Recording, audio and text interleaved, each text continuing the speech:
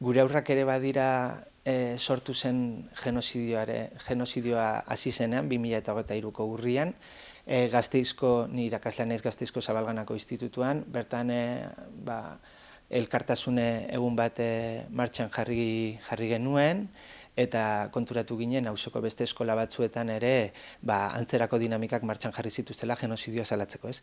Orduan, hor hasi ginen auzoan hasi zen zeo zer, Gasteiz osotik edatu zen, eta gero aurrerago konturatu ginen, gu ez ginen konturatu, Bilbon konturatu ziren, izen berdinarekin antzeko dinamika bat martxan jarri zutela. Orduan, haiek gurekin jarri ziren harremanetan, eta erabaki genuen elkarrekin, esan dezakegu borroka hori aurrera eramatea, ez? Gizarteratzea arazo hori, beti ere, esango dugu, fokoa edo aurrengan jartzen. Eta horregatik deitzen da, gure aurrak ere badira, guk gure aur ere sentitzen ditugulako, ez? Palestinar aurrak gureak direlako, eta palestinar gurasoak, gure anaia arrebak moduan ere sentitzen ditugulako. Orduan, Gasteiztik Bilbora edo Bilbotik Gasteizera, eta gero lortu dugu hori zabaltzea Euskal Herri osora, ez?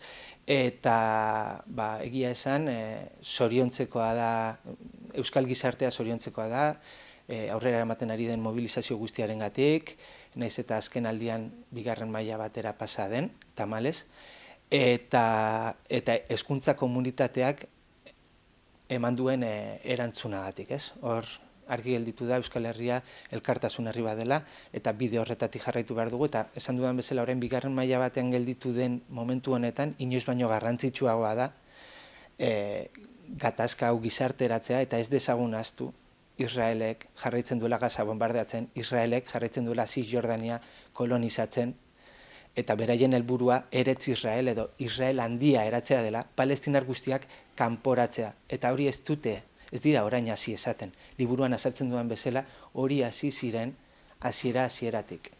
Izen bat ere bat dauka, beraien Dalet planak.